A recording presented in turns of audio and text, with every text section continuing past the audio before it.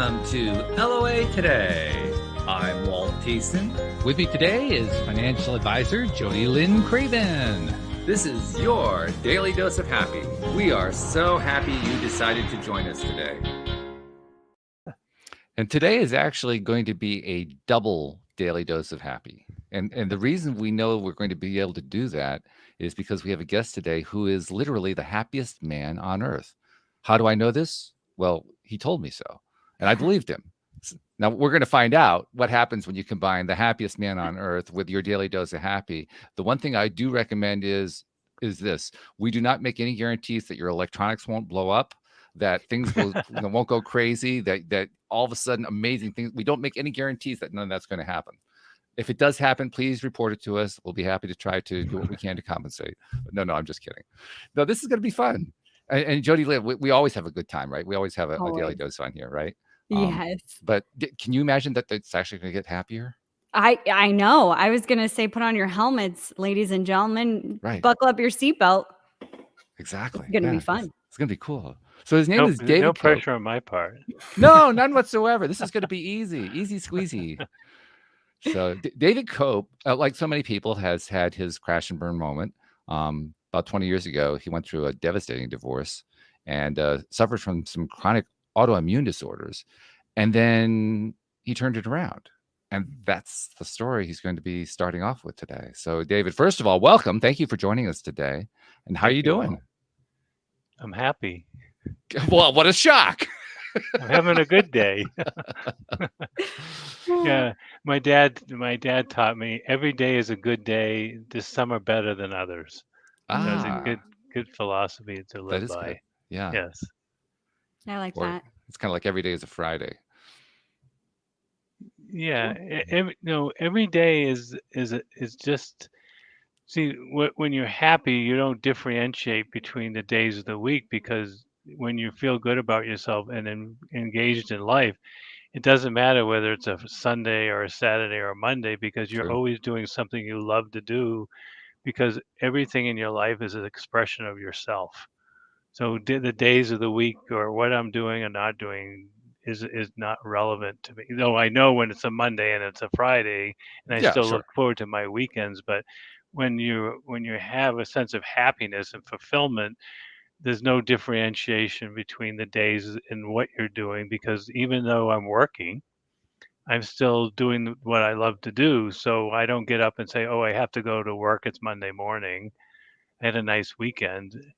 And when I'm with the weekend, I'm with myself and spending time doing what I love to do and enjoying my partner. So it's a really interesting change in understanding about life when you're having internal happiness. That the days of the week are not relevant to how you feel and what your expectations are.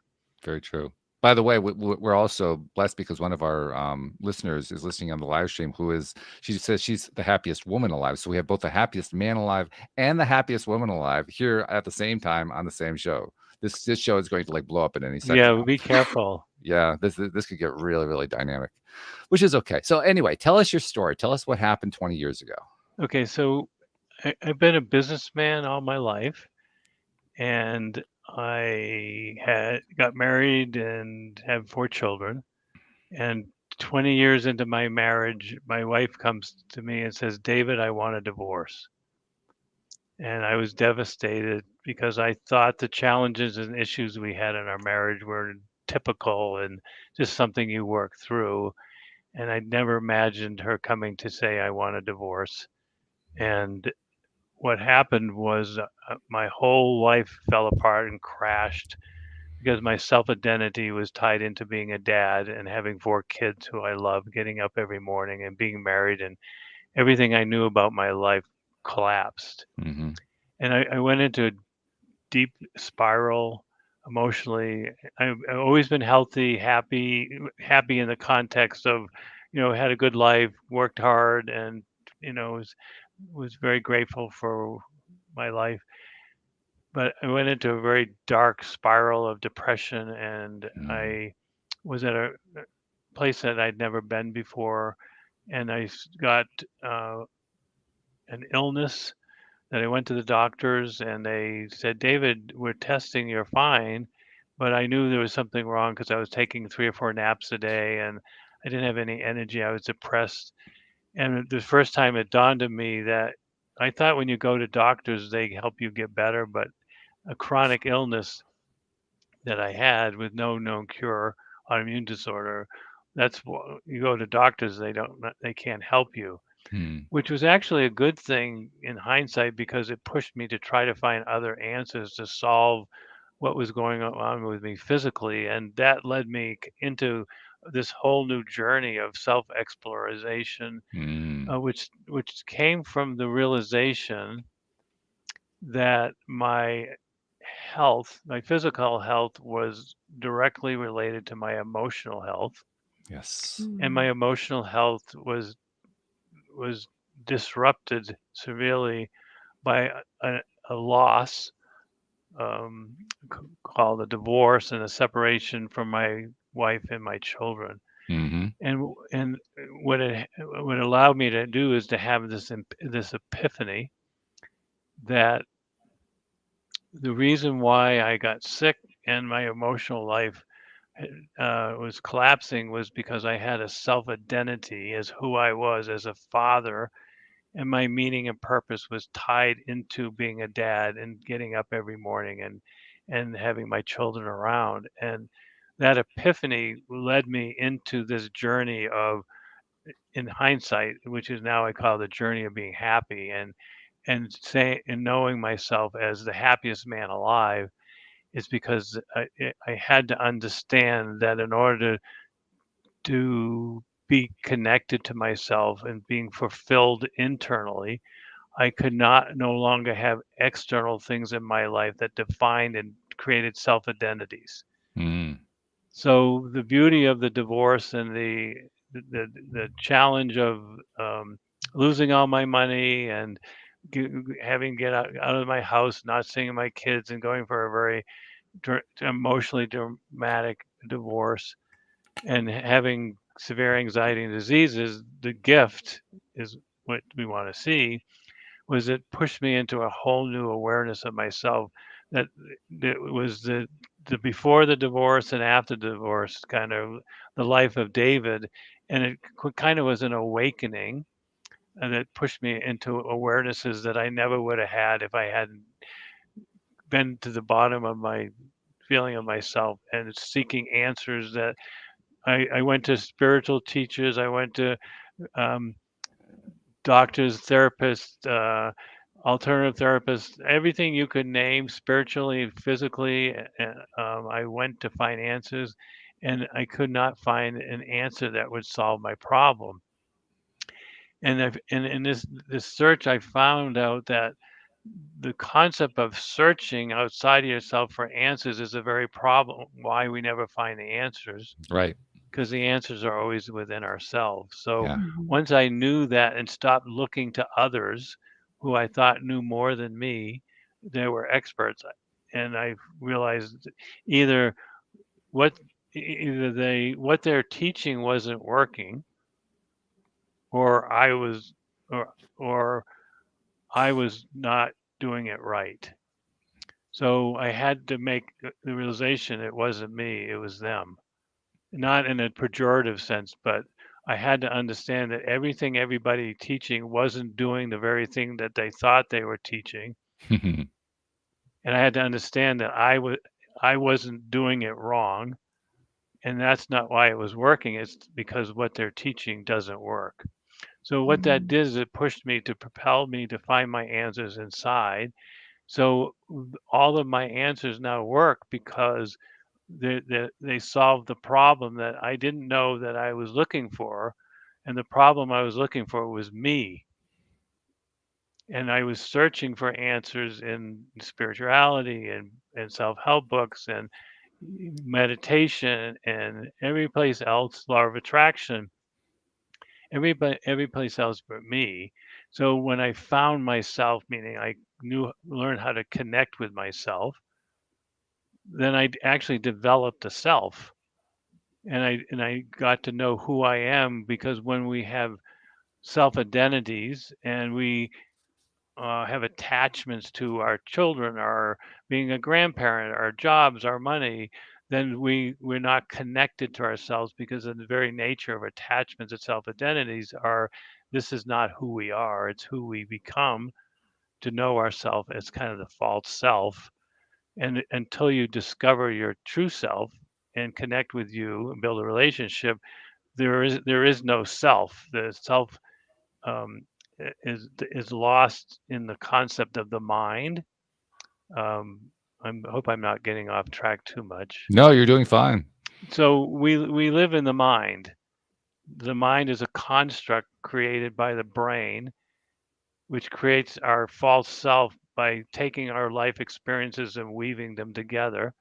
And that's why we seek our meaning and purpose, our self-identity externally, because the mind is a false self, and we never know our true self, and that's why we're always searching. We're searching for the meaning and purpose of life, our true self, or our authentic life, because our brain and our mind seek answers externally to define who we are, because the mind doesn't actually have a self. It's a pseudo self. So what you have to do in this journey is transcend your mind and enter into what I call the heart. And if anybody's ever studied heart math, Sure. and you know that the heart is cognitive and is 50,000 times more powerful than the mind. And when you move and transcend the mind and enter into the heart energy, which sounds kind of weird, but you actually find yourself. You can't find yourself in the mind. So, for No. example, enlightenment, which we believe is the highest form of ourself, is actually no self. It's a feeling of oneness with all, which is actually an experience of the mind. So meditation takes us away from ourself, and what we want to do is connect with ourself, which happens through transcending the mind and developing a self. And I call this, one way of describing this is Maslow's journey of self-actualization, becoming the greatest version of ourselves. So we're actualizing into our potentiality of ourself. So in a sense, the journey of self-actualization, transcending the mind, is in becoming the best version of ourselves, meaning developing a self, who I know myself as to be, the potentiality of my seed when I was born, is in a sense in opposition to enlightenment, or the journey of no self and oneness with all. And the journey of self-actualization, or the journey of happiness, is a connection to yourself, knowing that you develop a unique self as you, and then you live through that self and the experience of yourself, as opposed to the mind. So how am I doing? Well, you covered quite a bit there. And Yeah. Jody Lynn, I mean, this sounds, well, first of all, it sounds like a very familiar tale to us. I'm sure you're agreeing with that. Maria, the aforementioned happiest woman alive, made the comment. She says, awesome how we learn from our pain and the awesome journeys it takes us on. We are thankful for it, even though we don't want to go through it again. I still resonate already with this. So yeah, Okay. you're already So making just a point of contact there. clarification is, it's not that we don't want to go through it again. We have to continually embracing the challenges. Once we understand that life is a consecutive and a series of challenges that are never ending. So we have, in order to be happy and self-actualized, we have to look at life as a constant and continual series of challenges in life, losses and issues that nobody ever discusses, and we think our life is unique, and we're the only ones that have challenges. But when I talk to a group of, say, 100 people, and I ask them to raise their hand, how many people has been through a divorce? How many people have been ill? How many lost a loved one? Sure. How many got broken up when they're high school? And all of those things are pain and challenges. And when we embrace them and say, the best thing that ever happened to me or happens to me are my challenges, because that's when I self-actualize. Yeah, sure. Because I mean, we ultimately, I mean, I think she's right. We really don't want to have to go through it again, but we do learn so much from it, including how to embrace the thing that was painful to us. That's Well, part of that process. yeah, so I'm going to clarify something here. It isn't painful. There is no pain when you grow and learn. There's The pain pain, when you're experiencing it the first time, though, yes, and that's the pain that she's referring to. yeah, but the pain ceased to exist. So if Yeah, I I had to go understand. through a divorce again, I, which I wouldn't, but I wouldn't. It wouldn't be painful Sure. because I've learned and grown from it. Yeah, So of course. yeah, It would be a I think different feeling, if you will. It wouldn't be exactly. as traumatic maybe that's as right. the first time that you went Right. through it. Yes, It'd be different. and so ever since my divorce, I look at my mother dying, my father dying, um, my daughter in an unhealthy relationship and gets abused. All of the challenges that I once thought I wanted to suppress and ignore, I embrace them, and I recognize that pain is an illusion. Sure Pain it is. only exists in the mind. If we learn and grow from and in the experience, it's then the pain does. There is no pain. The pain only exists when we suppress and deny the experience that we're going through. Sure. And so then you realize that there isn't anything that happens in your life that's painful. So there, even when my mother or father dies, bless my two sisters, they were crushed and destroyed, and still can't talk about my mother or my father or go in the house. But I don't have any pain over it because I have a different interpretation of what it is and see it as a growth and learning opportunity. So what you end up doing is you have a totally different shift in understanding about how life works and what you're trying to accomplish by living your life. That life is a series of challenges and losses that you embrace to grow and learn that allows you to grow and develop aspects and parts of yourself that you didn't even know existed. So Mhm. that's the Hmm. self-actualization journey. Yeah, sure. Mhm. I think actually, I mean, there are lots of different ways of looking at this, and certainly the way you're looking at it is definitely one that I can see would work for you. And Maria was liking it too. She's saying, "Wow, thanks." So it's definitely resonating. Um, I I personally don't think there's anything really terrible about experiencing pain because that's part of how we get to the places that you're describing, where we're at the Yeah, other end, we're at the other side. Doesn't mean that I didn't feel the pain before, like you say. You get to the point where you don't feel the pain anymore, and it's true. The yeah, pain dissipates because you gain a new perspective, and that's Mhm. fabulous. We love yeah. that. I But mean, Jody Lynn and I, Jody Lynn, how many times have we talked about that in our own lives, right? A Different things that have lot. happened to us. Yeah, Yeah. and you I was come out just this saying other that side. Yeah, I was just saying that to my dad actually yesterday. All of the challenges that I've been through in my life. I'm so Mhm. grateful because I wouldn't be the person that I am right now. Yeah, exactly. It's where but- they're golden nuggets that come out of right. these Mhm. bloody situations that we find ourselves in that Yep. we don't react to well the first time around. Yeah. So the difference that is that you actually embrace them, and you know they're coming and they're around the corner, and you anticipate them so they don't become painful. They become learning. See, one of the things that I got out of the loss of being a dad was I developed a grief process called the healthy grieving process that allows people to actually heal from the pain of their loss of grief. Hmm.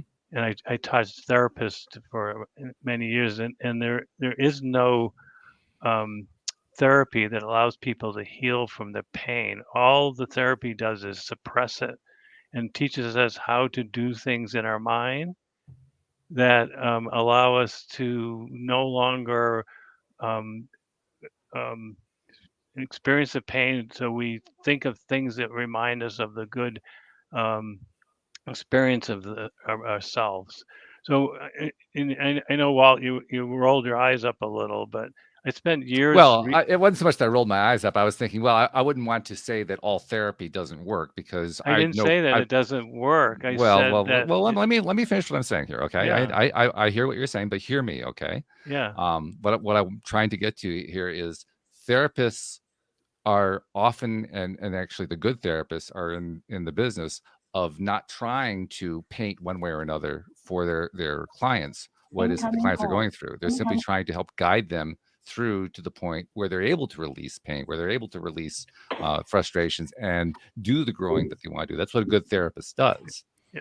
So here's what I found, Walt, in my years now working with people who've been to therapy, that all the therapy, and it doesn't mean that therapy isn't good and helpful, but my point is that the pain when you work with traditional therapy is never resolved; it's suppressed.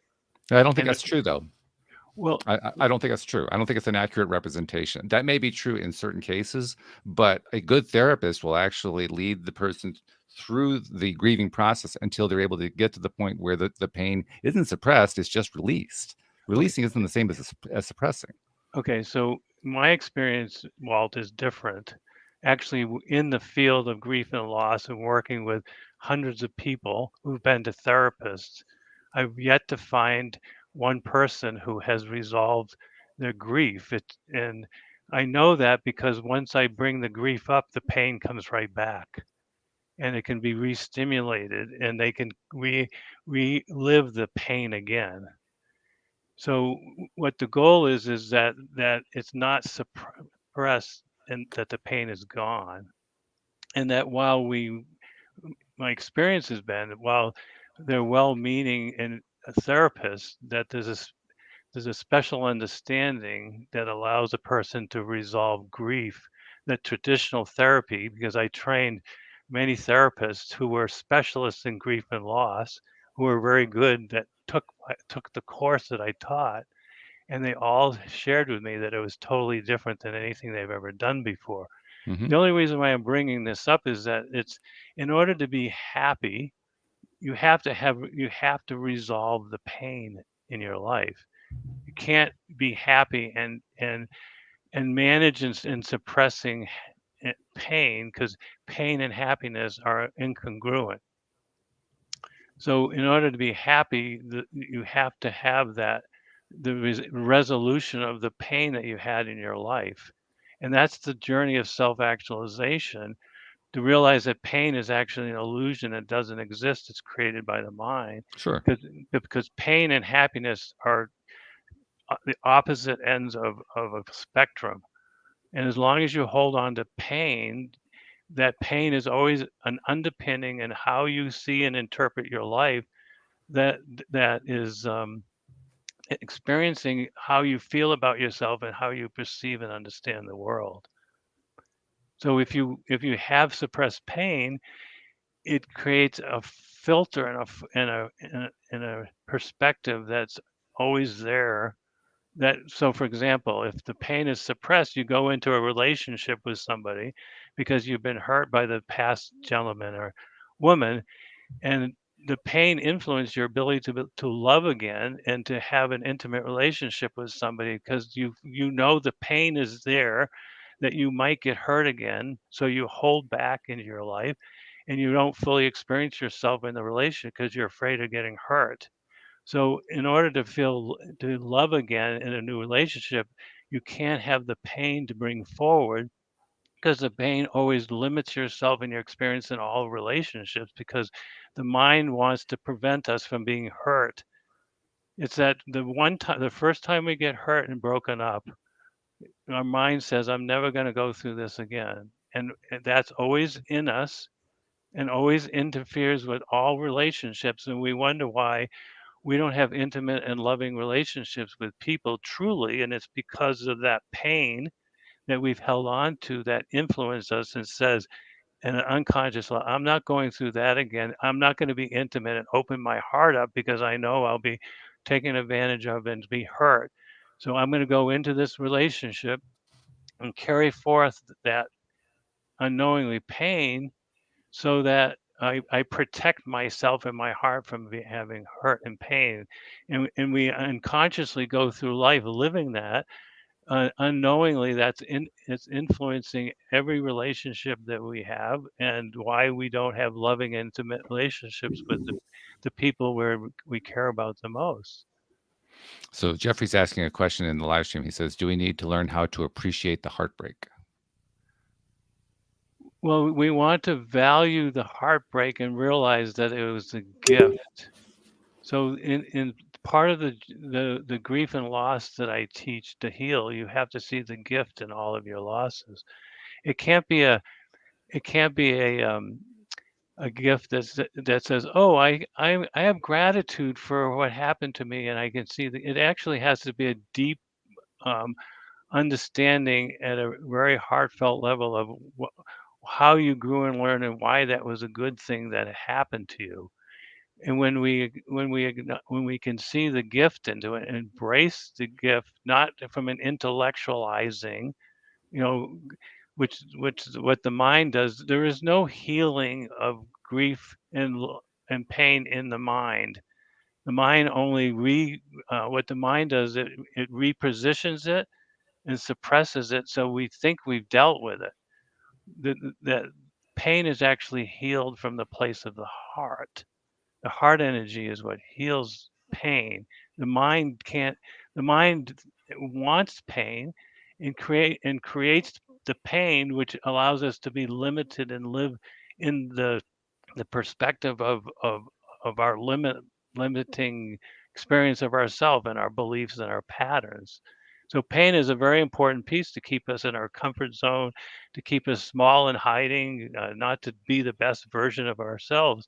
So we hold on to it unconsciously. So we have to come from it from a different place of understanding of the value of the loss.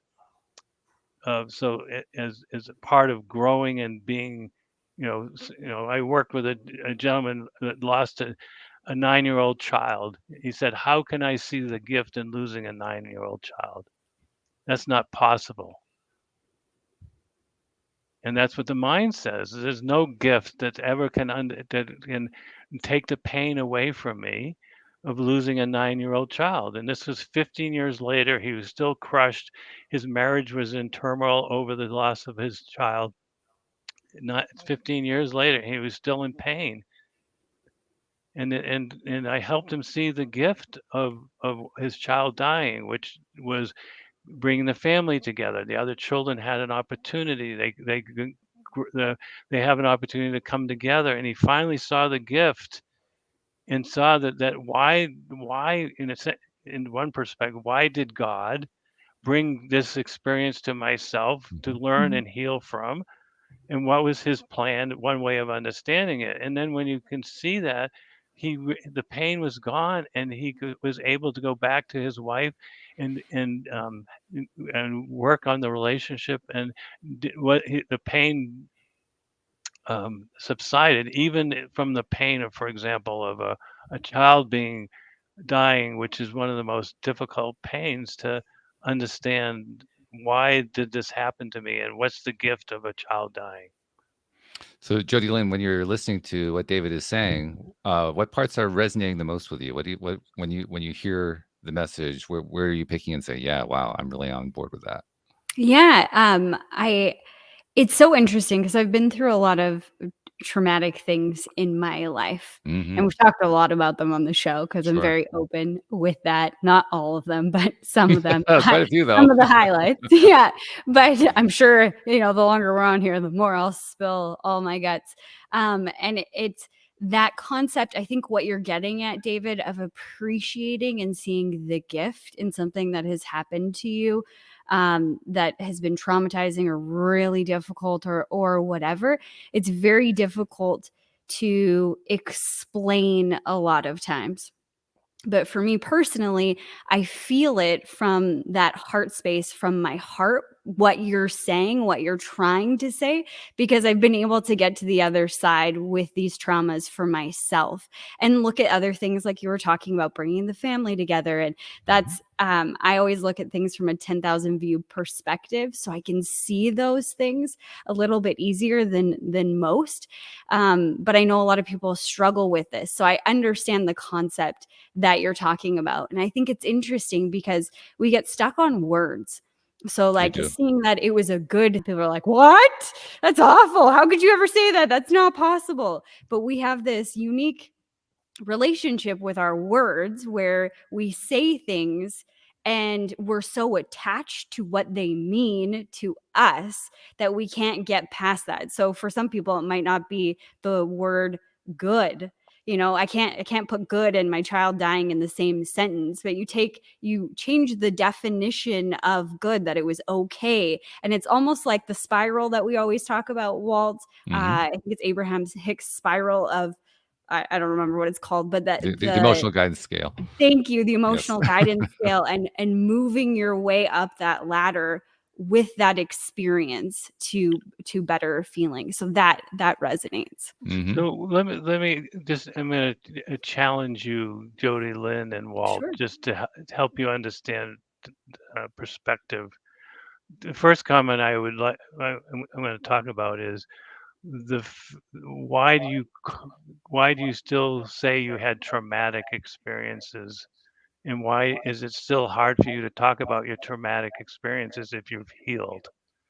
Well, I wouldn't say that it's hard, because I'm an open book and I've talked about them a lot here. Well, wait a minute, David. Let her answer the question. You ask a question, let her answer. Well, I wasn't finished. Okay, you finished the question.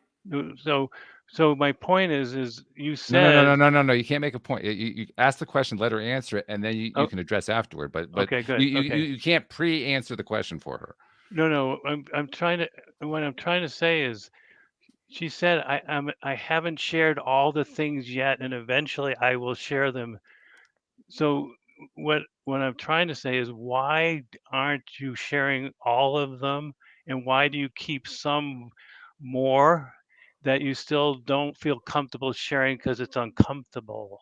So when we heal from these traumatic experiences, we're no longer holding them in and feel that our life.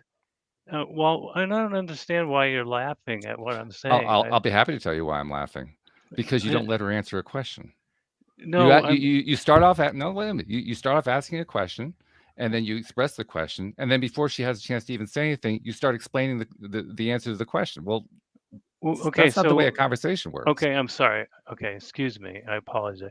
So why is it that there's still? Why do you still have feel that you still had traumatic experiences that haven't talked about, that you're waiting and you're an open book? And why do you call them traumatic if you've healed?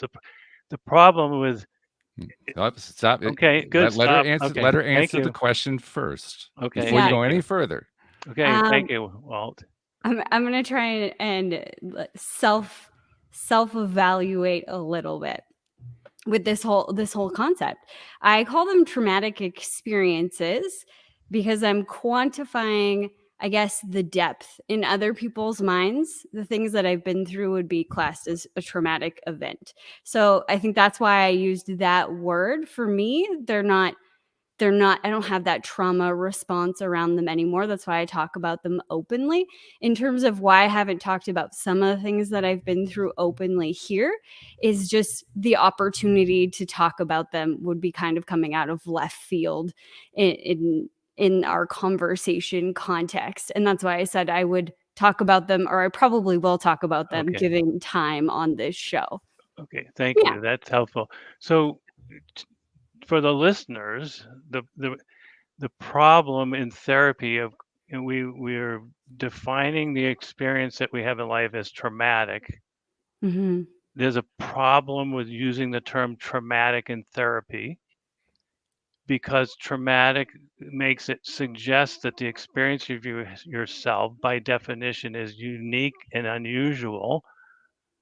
When you look up the definition of traumatic by the Psychological Society, there's something unique and different about something that causes it to be traumatic. And what happens when we label something as traumatic, our mind says it's deep and painful, and it makes it overwhelming, so we can't resolve it. So Mm. one of the things that I work with people is called normalization. And normalization takes anything that's traumatic and normalizes it, so we don't make it feel like what has happened to us is unique and different. There's nothing that's happened to you, Jody, Lynn, or Walter, or myself, on average, to the person that isn't a common experience that humans go through on a regular basis. It's very rare for anybody that we know in our culture and society that has had an actual traumatic experience, because everything that we experience is well within the normal range of what we experience as humans.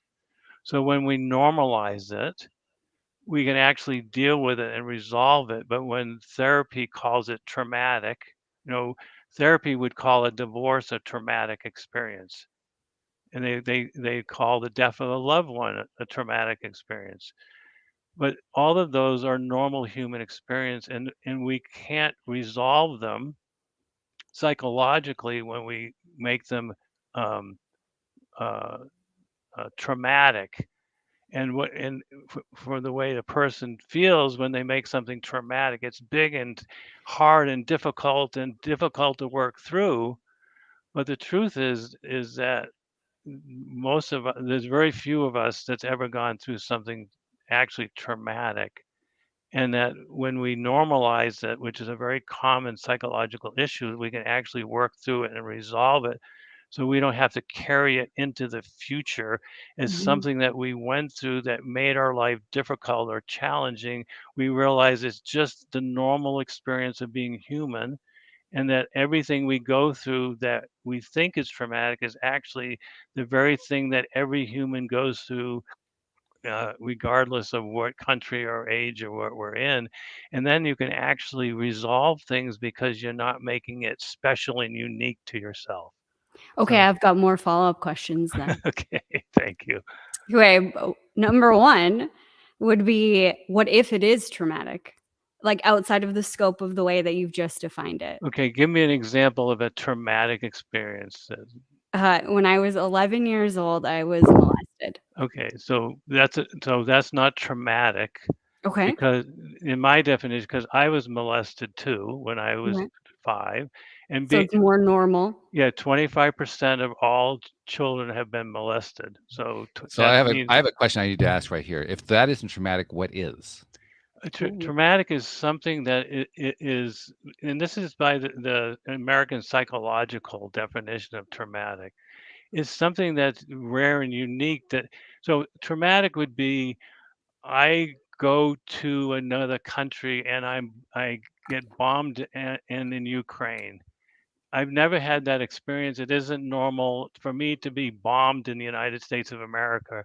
But if I go someplace else and have an experience that isn't within is different and unique, then it's not, that's what's traumatic. But nobody in the United States have ever been bombed. But a traumatic experience is actually something that is uniquely different, that we're not prepared for, and there's no context for us to have an experience to understand that that's happens in our society or culture. This isn't something that I need to follow up on my question. sure. Because as you were talking, you made a statement. I don't remember exactly what your phrasing was, but the gist of it was, this is what the official psychological definition of it is. So I did a lookup. I did a lookup of the DSM-5 definition of trauma, and it says the DSM-5 definition of trauma says it's an actual or threatened death, serious injury, or Yeah. sexual violence. Well, Okay.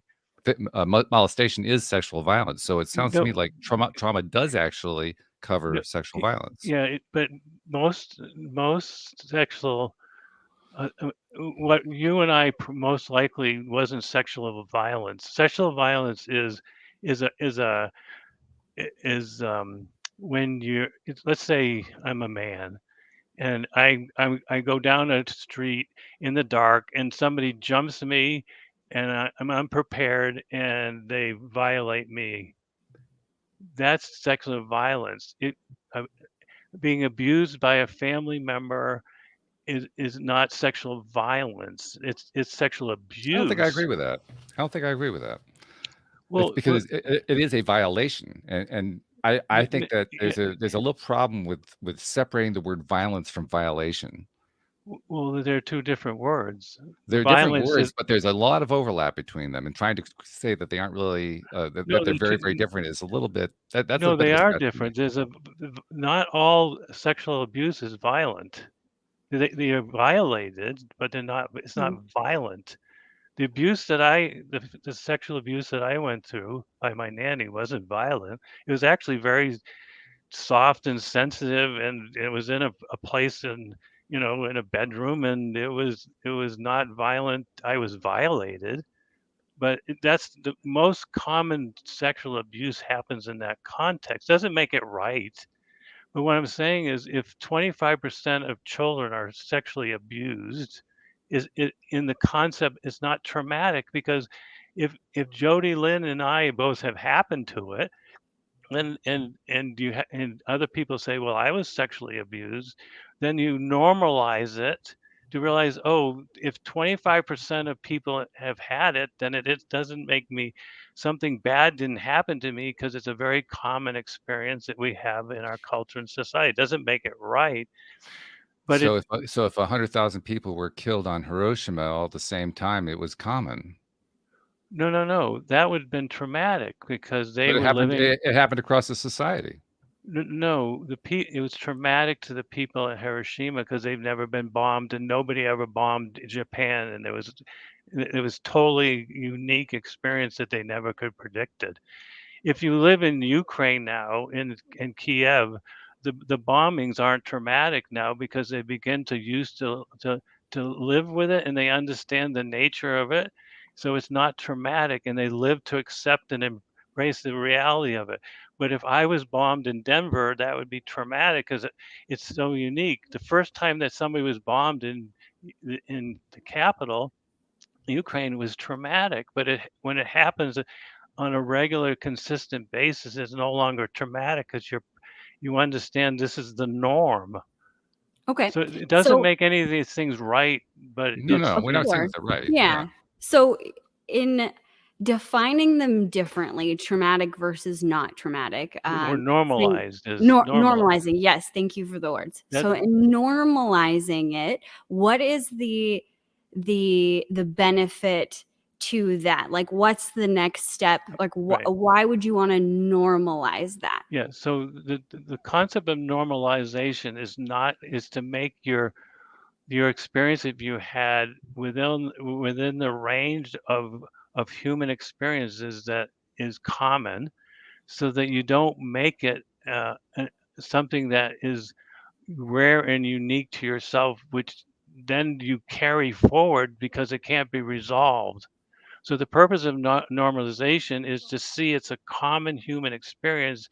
There's nothing unique about what's happened to you so that you can more easily resolve it and see that there's something bad didn't happen to you. So, for example, a divorce could be considered traumatic, but Yeah. if you realize that millions of people are going through a divorce in any given year, then it's a common experience. So it can't be traumatic, and what you went through has to be normal. And everybody that goes through the divorce goes through the same emotional difficulty because we're humans. So Hmm. if you normalize divorce, you realize, gee, I just have to work through this challenging, difficult time.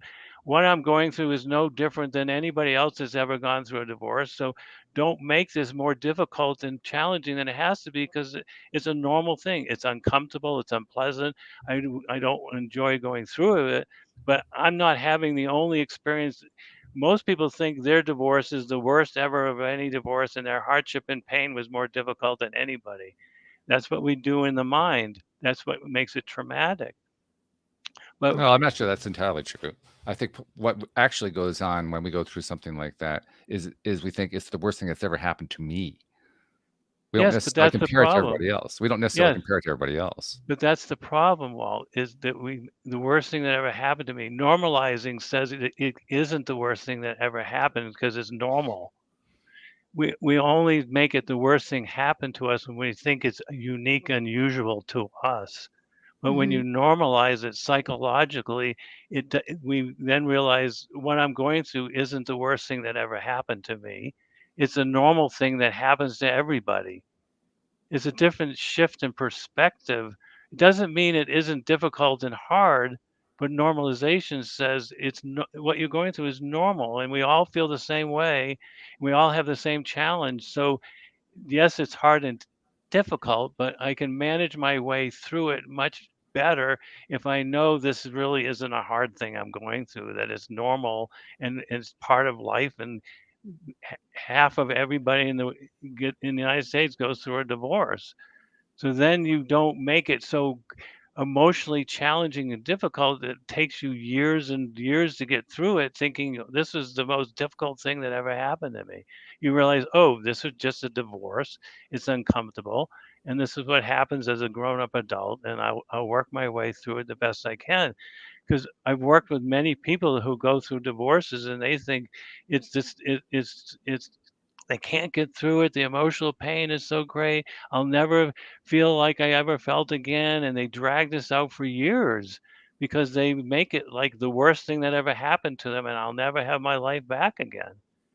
So when you normalize it, you realize if Walt, if you go through a divorce and Joni Lynn and I go for divorce, we're going to have the same experience emotionally. Mhm.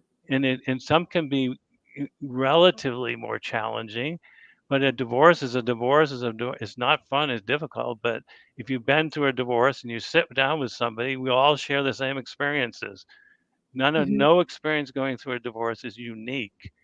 So I think what you're trying to say, or what I'm interpreting from what you're saying, is that when you label it, for lack of a better term, as normal, or Yeah, you have this normalization process within the brain, it's almost giving your brain the ability to detach from that trauma yeah, and have hope. That's yeah, because the way that you said it is, I have Mhm. a divorce. It's the worst one ever. I'm never going to get through this. This is yeah. going to ruin my life. Whatever it is, all those attachments that you have there, when you bring it back to normal, quote unquote, within the brain, then you're able to detach from some of those other things and create some space for a new opportunity to Exactly. arise. Beautiful. Very well said. Mhm. Thank you.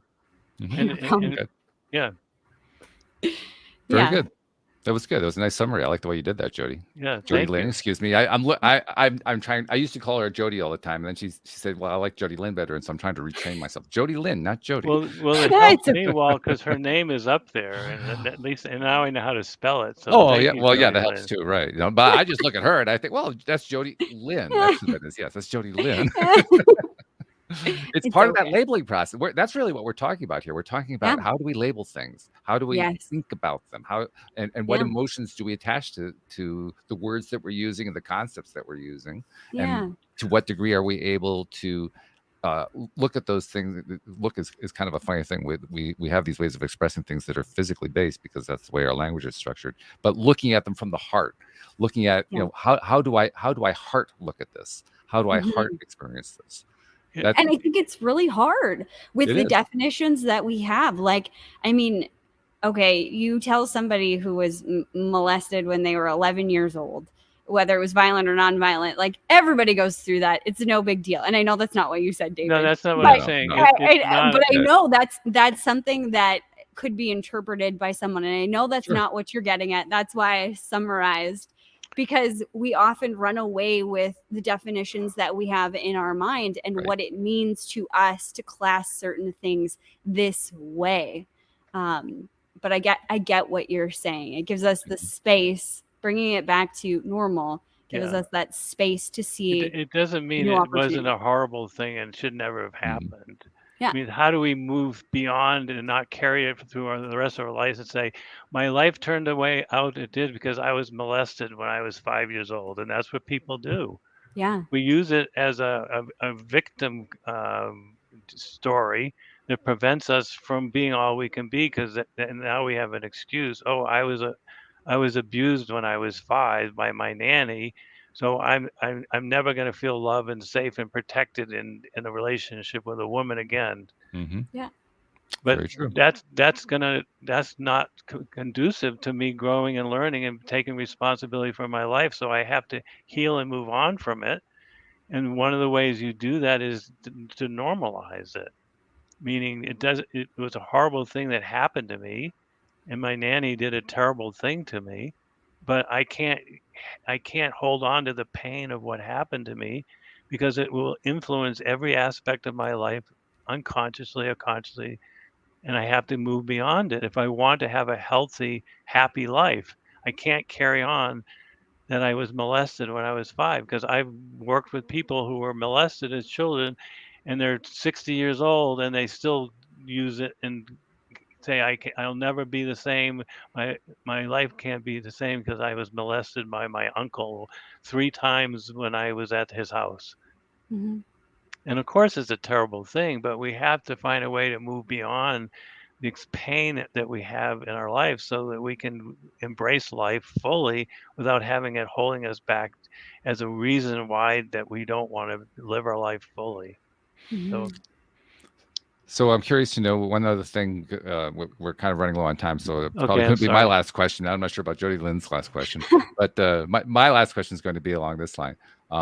There are many of us who go through life. We're experiencing stuff. We're trying to gain new perspectives. We're trying to grow. There are many others who actually resist that, and there are varying degrees of which to people, they choose to grow. They sometimes choose to grow. They refuse to grow. There's a lot of variations, a lot of gray area in there.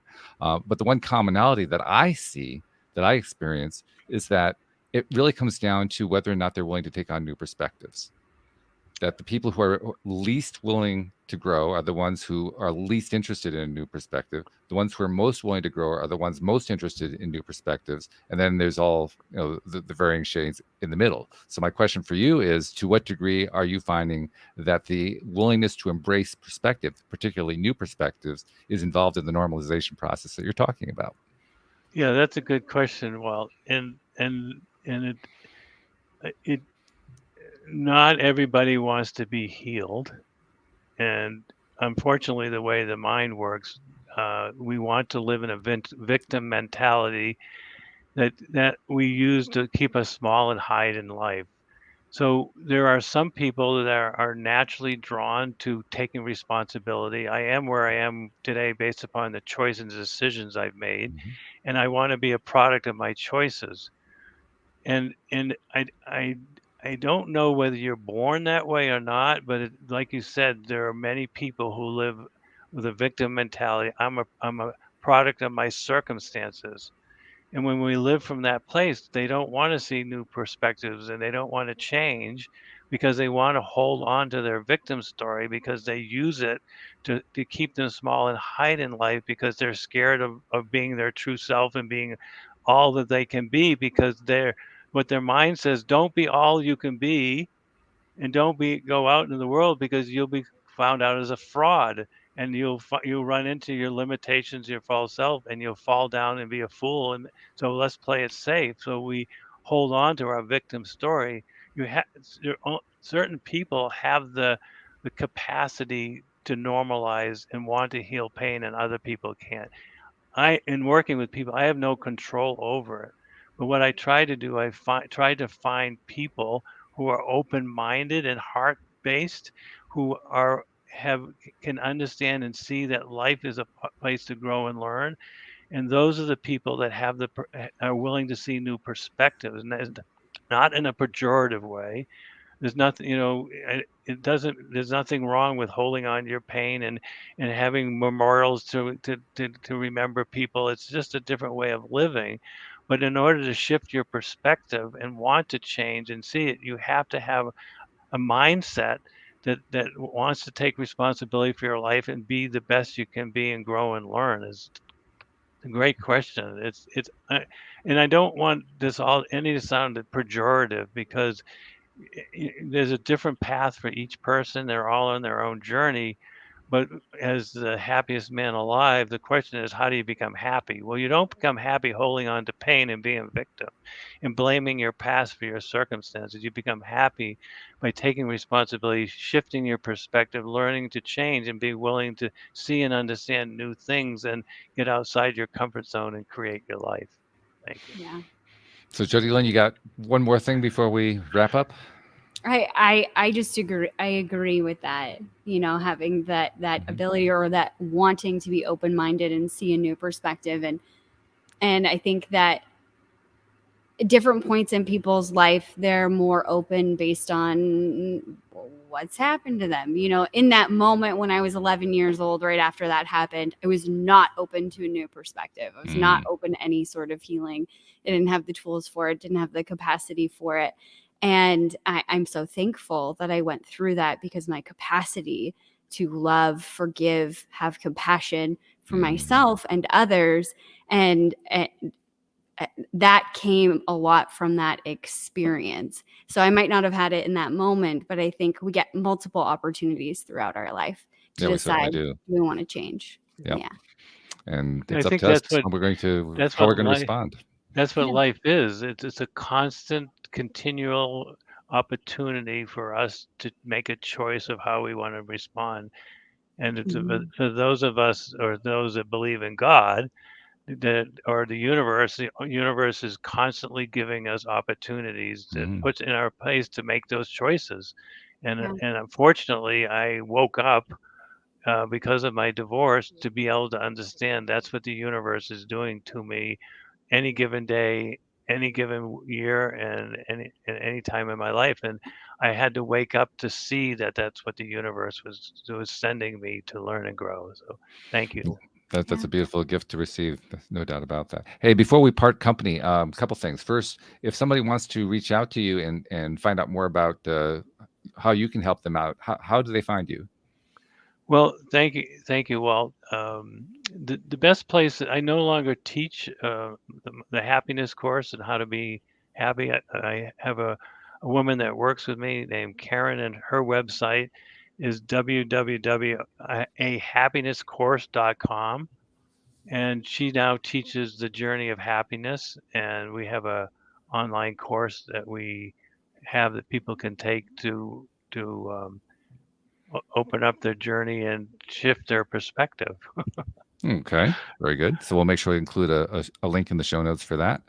And then the second thing I wanted to do before we part company is to thank you, because first of all, you came out of the show to share your ideas and inspirations here with us, but you also do it in other places as well. And all of us who are in I hesitate to call it a business, because I mean, I do it just because I love it. I know Jody Lynn does too. I imagine you do as well. But I'll call it the business for lack of a better word. We're in the business of helping people in these ways. We talk to people. Many times we don't even see who they are. We don't hear them. We never hear back from them, but we touch their lives in some way. And I know you have as well. So on behalf of those people, I want to thank you for how you've been able to touch the lives of people that you'll never meet and you'll never see.